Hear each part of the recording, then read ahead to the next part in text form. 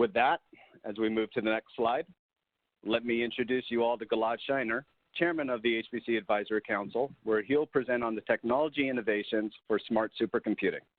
Mr. Shainer is an HPC evangelist that focuses on high-performance computing, high-speed interconnects, leading-edge technologies, and performance characterizations. He serves as a board member in the OpenPOWER, CCIX, OpenCAPI, and UCF organizations, a member of IBTA and contributor to the PCISIG PCI-X and PCIe specifications. Mr. Shainer, you may begin. Thank you very much, Brian.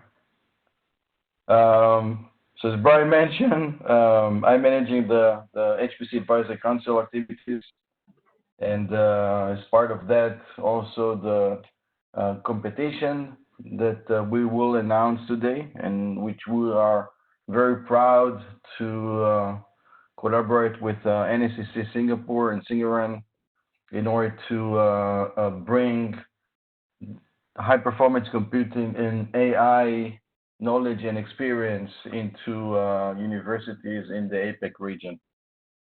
The next slide, please.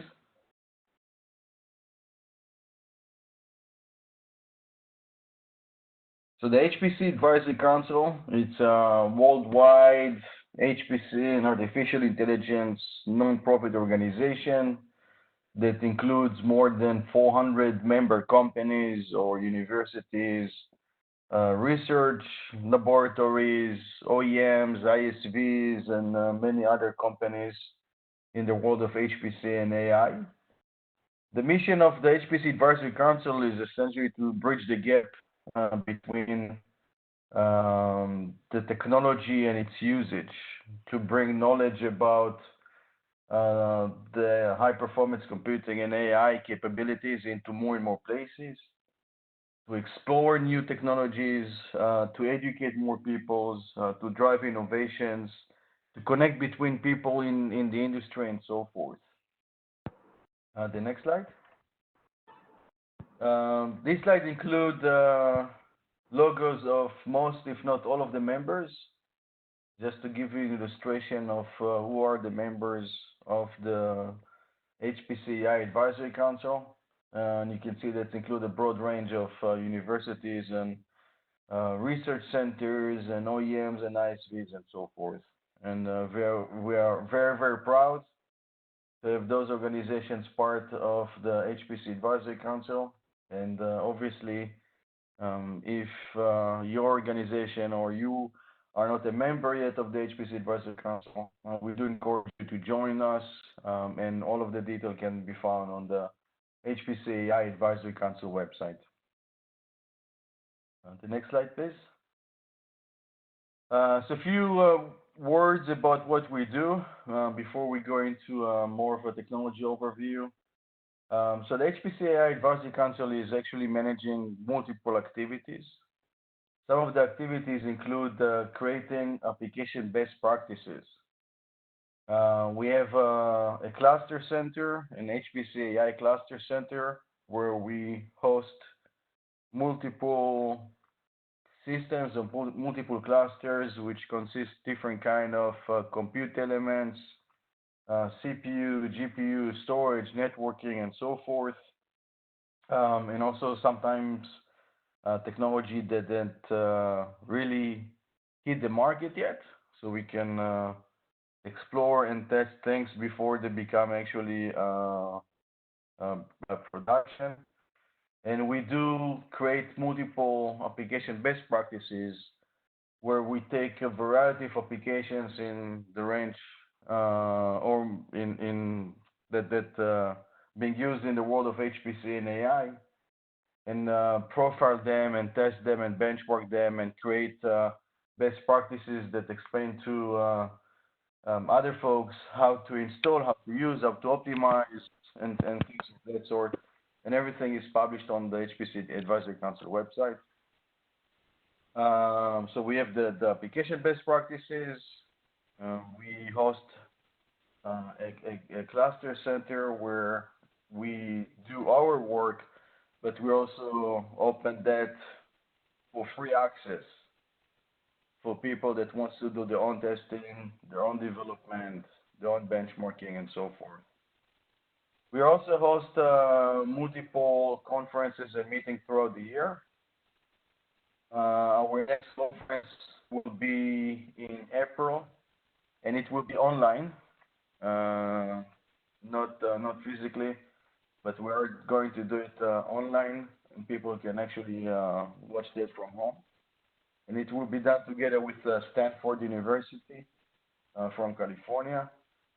The one after will be in the autumn in Australia, which we do hope that the current situation will be over by then, and we can actually do the meeting or the conference in Australia. And then we have a conference in the UK and a couple of conferences in China towards the end of the year. And the last part is the competitions. We do manage several competitions around the world. There is the one that is being done in Germany, which is the student cluster competition that we do hope that will take place this year in June. And then the APEC HPC-AI competition, which we are very proud to announce today, and more information about that competition will be given later today. The next slide, please. So in the recent years, we are seeing the computing challenge. The CPU by itself performance does not continue to increase compared to the data growth. And we do collect more and more data and generate more and more data. And the ability to analyze greater amount of data and do it faster enable us actually to learn more things, to understand more phenomena around the world, to create better products, increase accuracy of applications, and many other things. Obviously, a lot of supercomputing performance is now being used in order to try and find a cure for the coronavirus. So in order to analyze the growing amount of data, in order to create breakthroughs in research, we need to be able to increase our compute power. And just leaning on the CPU by itself does not give us the capability to deal with the data or to do what we want to do in the future. The next slide, please. Even more, the data processing, the architecture of the data processing actually being changed. So previously, the data processing was a very compute-centric, and we used von Neumann machines in order to run applications that people wrote. But now we're moving to a data-centric approach, to data flow machines, to machines that actually being created by themselves. Now the data creates the applications, not the people anymore. So it's not just the compute power from the CPUs by itself is not enough anymore, but also the data processing architecture has been changed from the von Neumann machines into a data flow machine. You go next, please. And the whole concept of getting the compute just from the CPU is not enough. And we're moving into the era where the compute that we will be able to gain is not just coming from the CPU, but from other components in the data center. Go next. And the compute power that we'll be able to dedicate it to application will come from the CPU or the GPU or any other compute components as alike, but also from the network. And we are witnessing of the creation of in-network computing, which means part of the application runs on the CPU or the GPU, and then part of the application runs on the network. Today, we are seeing that communication frameworks such as MPI or SHMEM-PGAS or NICL for AI and others are actually being executed on compute engines that are part of the network components. So the network is not just giving the network functions for the application, but now the network is actively participating in giving compute power to running the workload. And then next, I'm sure that we'll start going to see compute engines that are going to be residing in storage. So instead of moving data to the compute, which becomes very expensive and takes longer time, the idea is to move compute to the data. So if the data is in the CPU or the GPU, you can process it there. If the data is moving within a data center, you can process the data there. And if the data is being stored, resides in a storage element, you can actually process it there. And compute will come from any aspect of the data center, which will enable us to process data faster, process it more, and to be able to gain the insights for things that we cannot do today. Go next, please. So this is how the new generation of the data centers looks like. And the new large supercomputers that we see around the world being built today and obviously in the future will be based on this architecture. And architectures that moving the concept of a data-centric approach, which again requires us to move the data to the CPU or GPU before you can analyze that. So a data-centric concept where we move compute to the data, and we can process the data in the CPU, we can process the data in the CPU, and we can also process the data in the network. Go next, and that's bring the network actually to become an important role of the data center. And obviously, when you build a data center, the network becomes a key component. The way that you connect the CPUs, the GPUs together has an impact on the application. And obviously, the faster the connectivity is, the lower the latency that enables the CPU components or the GPU components to work in a very, very balanced way. So that helps to gain the performance. And the other thing of the network aspect is that because of the new compute engines within the network, our capability to analyze data as the data move, improve the performance of the system, and obviously reduce the data motion, which makes things much faster. And that's, by the way, will not just implement it or being implemented in the data center, but also outside of the data center. And that's an important part of the creation of edge computing and other things like that, which is, again, part of the concept of moving compute to the data instead of moving data to the compute.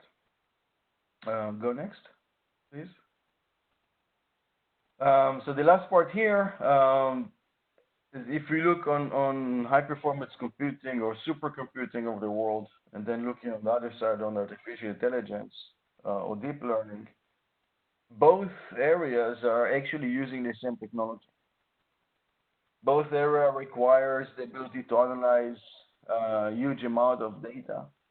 Both elements requires very strong compute elements, very fast network, very low latency, and the same capabilities. So actually, an infrastructure being built for high-performance computing is essentially the same infrastructure being built for AI. And both sides use the same technology. So that's one thing. The second thing is that we do see how those two technologies actually being used together as part of workloads and as part of applications. And since high-performance computing includes a lot of simulations that are being done for weather analysis, bio research, energy research, and things of that sort, those simulations actually generate a lot of data. And that data can be used in order to create a deep learning algorithms that can go back and improve the accuracy of those simulations. So actually, not just the AI or deep learning and HPC is not just sharing the same infrastructure or use the same technology. Actually, one can help the other. And we can increase the accuracy of the application and actually improve our capability to understand phenomena in the world and be able to solve problems that we couldn't solve before. So because of that, the HPC-AI organization is actually driving both technologies, drive educations in both areas, and trying to help fostering the creation of the new generation of technologies on one side, knowledge on the other side, and professionals on the third side. So with that, we're very proud first to host you guys. And in the next hour and 40 minutes, more or less, we are very happy to give a little bit more information about different aspects of the technology. Give you guys some information about the competition that we are announcing today, the HPC-AI APEC competition of 2020. And to give you more information about the applications that competition is going to include. So with that, again, thank you for joining us, and Chin-Chun, we can move to the next session. Thank you very much. Thank you, Mr. Shainer.